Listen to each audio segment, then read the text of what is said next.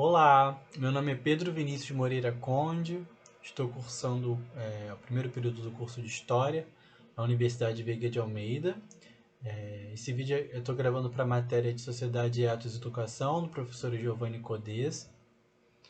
E o texto que eu escolhi para falar sobre é o pós-estruturalismo e suas influências nas práticas educacionais, a pesquisa, o currículo e a desconstrução, do Guilherme Lima Cardoso, da PUC do Rio.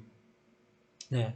Então, de início, a gente traz algumas informações referentes a esse texto, né, que ele fala sobre o pós-estruturalismo, né, com viés explorado na educação pedagogicamente. Então, primeiro a gente tem que entender o que é o pós-estruturalismo, né, em relação a com um ponto de vista até de uma genealogia, né, da filosofia filosófica e da própria psicologia em relação a uma perspectiva social. Então a gente tem o Jacques Derrida, que é o principal pesquisador, né, o principal personagem em relação a, ao pós-estruturalismo, né, que a gente tem como o, o principal pesquisador, ator, atuante em relação a esse tema, né, que colocou essa teoria em prática, né, e a gente tem o pós-estruturalismo sendo aplicado em diversos âmbitos sociais, né, como uma nova reformulagem social em relação à sociedade, às ciências humanas e à própria ciência em si, né, que a gente tem. A própria pesquisa quantitativa, como ele cita no texto. Então, a gente tem o Guilherme Lima, né, fazendo algumas citações em relação ao pós-estruturalismo sendo aplicado no ponto de vista da pesquisa, né, de início. Como que isso impactou em relação ao gênero pesquisa, se tratando de uma sociedade positivista até então, né, até antes dos anos 60, como ele cita aqui no texto, o que isso impactou não só para o positivismo, né, que tem uma ideia muito mais focada numa racionalidade, no pensamento cartesiano, né, em relação à pesquisa e das próprias ciências humanas, e como que isso interferiu, né, no âmbito de pesquisa e no âmbito curricular. Né? Então a gente tem algumas influências da própria do próprio do viés, né, dessa teoria pós-estruturalista. Então a gente tem o positivismo provindo de uma antiguidade clássica, né, de um pensamento clássico aristotélico, né, de que a verdade, né, é única e está inacessível, né, e a gente está como se estivéssemos fora de estar acessível a essa realidade, no espaço fora. A gente vive em busca dessa verdade única, objetiva e racionalizada, e que a gente é feito disso, né? Dessa verdade externa, está no espaço externo. E o pós-estruturalismo ele vem para criticar esse modelo já clássico, né? Que a gente ocidentalizado, que a gente vem desse pensamento aristotélico da antiguidade clássica, de que é, temos outras influências, não só a objetividade, a racionalidade. A gente tem, né, todo um ambiente sociológico, histórico, né, que influencia diretamente os nossos comportamentos. Então, a verdade ela não está só embasada dentro de um protótipo racionalizado e pronto. A gente tem todo um contexto de interferências socioculturais e históricas que vão influenciar diretamente na pesquisa. Então, é uma perspectiva muito mais humanizada, digamos assim, porque a gente traz o fator histórico, o multiculturalismo, para a pesquisa. E não fica só dentro de um cientificismo totalmente puro, né?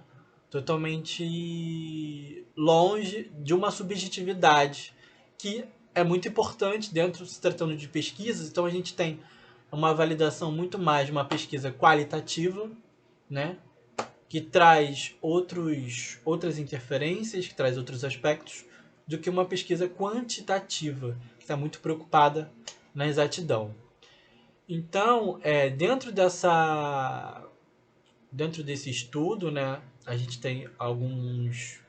Ele até cita no texto alguns pesquisadores que marcaram, né? A gente tem Freud, né, que ele fala sobre a subjetividade em relação da psicanálise, né? Então a gente tem uma teoria baseado dentro de uma subjetividade, né? A gente tem Freud como um dos principais percursores, digamos assim, até mesmo desse pensamento de uma ciência mais voltado para uma subjetiva, um viés mais subjetivo, que tem essa praxis social, né, que está muito interligada a essa praxis social. Então a gente tem alguns pensadores que são totalmente que foram totalmente importantes, né, dentro desse movimento, dentro do próprio do conceito do pós-estruturalismo, né?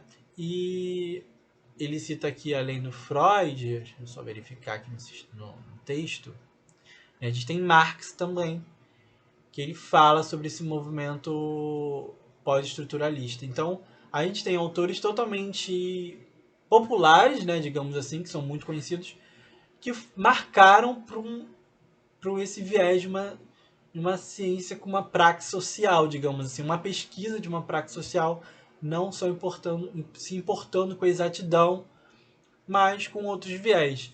Então, dentro dessa abordagem, ele cita que houve essa explosão, né, do termo qualitativo, né, que traz à tona outras perspectivas, outros aspectos. A gente tem os próprios pesquisadores positivistas, né, sendo influenciados por isso, né? Então, eles por mais que eles tenham uma visão até positivista e um pensamento cartesiano em relação aos métodos, a gente tem toda a influência desse movimento, né, dessa explosão pós-estruturalistas. Deixa eu só citar aqui, verificar aqui no texto, algumas falas que ele cita, né? Que ele fala que, além de Freud ter influenciado o poder também da escrita, né? A gente tem a linguagem como uma ferramenta articuladora em relação ao que é considerado verdade, né? Então a gente tem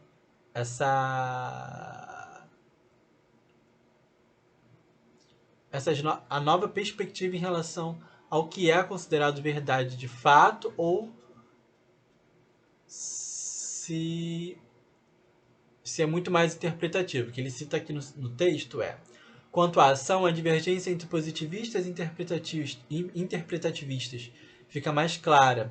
O primeiro, porque os positivistas eles acham muito que a subjetividade, que o pensamento que traz uma interferência humana em relação aos dados, à própria pesquisa em si, mancha, digamos assim, né?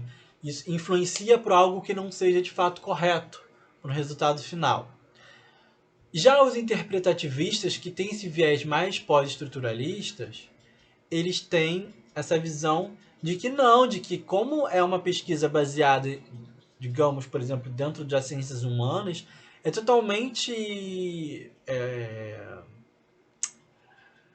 significativo de que é importante sim a interação histórico, social e cultural, né?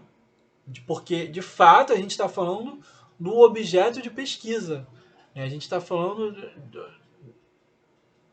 do indivíduo ali como um certo objeto de pesquisa. Então, tem um ponto muito interessante que eu achei legal, que ele fez até uma citação aqui no texto. Tem esse aqui que ele fala que o conhecimento real limita-se aos objetos e às relações entre eles existentes no domínio do tempo e do espaço. A consciência humana, que é subjetiva, não está acessível à ciência, não podendo ser, portanto, verdadeiramente conhecida. Né? Que ele faz essa correção. E a gente tem também alguns autores que levam esse pensamento do pós-estruturalismo para a educação. A gente tem Vygotsky, né? Que é esse pensamento construtivista de que a ação humana ela consegue fazer algo, né? Através da interferência humana a gente consegue criar, né? Proporcionar ambientes que gerem um conhecimento e não um conhecimento pronto, inacessível e único, como uma visão positivista. Então a gente tem o Vygotsky, que ele traz essa à tona para o ambiente pedagógico. O Vygotsky é muito conhecido da própria psicologia da educação. A gente tem o Vygotsky como um dos maiores percursores em relação a essa ideia pós-estruturalistas, né, de que é importante sim o viés histórico e social, né, e cultural de interferência para que a gente consiga trabalhar e gerar um conhecimento, e gerar ali, produzir um conhecimento, produzir algo que agregue valor e que vai impactar de uma forma significativa ali para aquele ambiente social, para aqueles indivíduos.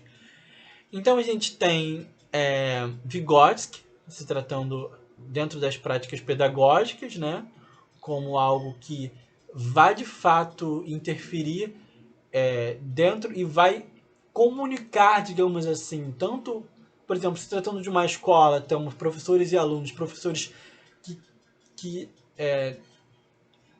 dialoguem com os alunos, que os alunos possam agregar também algo, não que o professor seja um detentor de conhecimento e que vai passar o que ele sabe e que não vai surtir efeito nenhum. Né? A gente tem a escola como um ambiente de produção de conhecimento. Então a gente tem essas interferências de ambas as partes, de que Vygotsky traz essa subjetividade e não um pensamento objetivo cartesiano muito instruído por esse viés mais positivista. Então a gente tem também, além de Vygotsky, Paulo Freire, né, obviamente, né, como uma das maiores referências em retratação desse pensamento mais subjetivo, né, em relação à educação. Então eu acho muito importante o que ele fala aqui sobre o Derrida na criação do duplo gestos, né, que o Derrida é o percussor no movimento, e que ele fala que o primeiro gesto é desconstrucionista consistente, né? Que inicialmente na inversão das dicotomias clássicas, em lugar de objeto, sujeito, sujeito, objeto, em vez de significado, significante, significante e significado, dando ao termo marginalizado uma posição de superioridade ao que outrora fora visto como principal, ou seja, a gente tem uma nova articulação de como as coisas se submetem, né? Como as coisas são expostas. Ou seja, o que antes era marginalizado, oprimido, estigmatizado, se torna como algo principal e atuante dentro dessa perspectiva pós-estruturalista. E dentro disso ele até faz uma citação importante no texto dele, que ele fala que na teoria pós-crítica, entretanto, o poder torna-se descentrado. Obviamente, a gente não tem um poder concentrado ali. O poder não tem mais um único centro, como o Estado, por exemplo. O poder está espalhado por toda a rede social, e em contraste com as teorias críticas, as teorias pós-críticas não limitam a análise do poder ao campo das relações econômicas do capitalismo. Com as teorias pós-críticas, o mapa do poder é ampliado para incluir os processos de dominação centrados na raça, etnia, gênero e sexualidade. Ou seja, a gente tem essa explosão de movimentos sociais, né? Se tratando pós-década de 60, feminismo, movimento LGBT, das causas sociais. Então a gente tem todos esses movimentos em ascensão, a gente tem o multiculturalismo surgindo, fazendo essa quebra desse padrão totalmente já instituído. E a gente tem as teorias pós-críticas, né, que vão além de uma teoria já crítica, porque a gente pode linkar o pós-estruturalismo, né, esse viés, com outros campos de estudos. Por exemplo, a gente tem dentro da comunicação, né, a gente tem a teoria crítica da Escola de Frankfurt, que é Adorno e Horkheimer e Walter Benjamin, tratando desse tema, se tratando das mídias como percursora de um poder homogêneo, né, para as massas, para a comunicação de massa. E a gente tem também eles tratando dentro da indústria cultural o poder disseminado em rede, né, mas que dentro dessa perspectiva, como ele cita aqui, o poder ele continua sendo ampliado. Então não parou de existir um poder ali em si. Ele só foi ampliado os processos de dominação, né, que foram divididos pela raça, etnia, gênero e sexualidade, que assim é importante, porque a gente estamos tratando de representatividade perante as mídias, por exemplo, né, que é a maior ferramenta, eu acredito, de representatividade, de divulgação, que vai trazer fatores que acontecem para a realidade de diversas pessoas, tem um significado importante. Mas ele fala aqui que continua sendo um poder ampliado, ou seja, o capitalismo ele só se modificou dentro desse sistema, mas que de fato continua sendo muito existente. E a gente tem também outros autores que levam esse poder ampliado, né, para outros campos políticos. Por exemplo, a gente tem Foucault se tratando do poder em rede, né, do poder não concentrado. Então a gente tem diversos autores, né, que traz esse pensamento até crítico e pós-crítico em relação a essa construção de algo que já estava pronto, né, ali, até mesmo inacessível, que tem essas influências positivistas. E a gente tem essa nova reformulação estrutural, pós-estrutural, com esses pensamentos mais modernos e, digamos, até contemporâneos, de uma reformulação social, mas que, de fato, a gente traga valores humanos, valores históricos, culturais que sejam muito relevantes, que sejam de total relevância em se tratando de uma pesquisa, né, que é importante, não adianta uma pesquisa inacessível, uma pesquisa ela tem que ter um impacto social, um impacto na realidade das pessoas. Então tem que ter essa comunicação entre pesquisa e realidade, né? Não algo totalmente exclusivista, academicista, enfim. E que venha convergir dentro dos ambientes acadêmicos e sociais e pedagógicos, no qual o indivíduo ele seja a pessoa ali estudada, a ser levada a sério. Então, basicamente, acredito que dentro do texto que eu entendi, algumas coisas eu fiz meio que um resumo e coloquei meu ponto de vista em relação a alguns aspectos do texto. E é basicamente isso, né?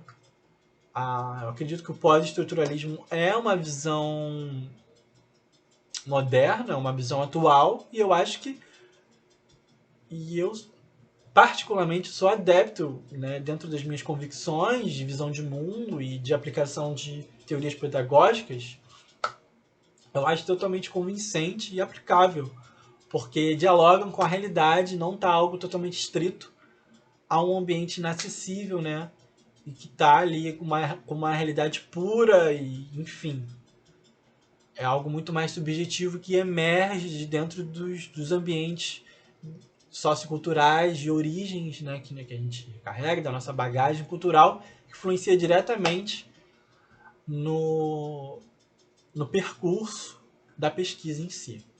Muito obrigado.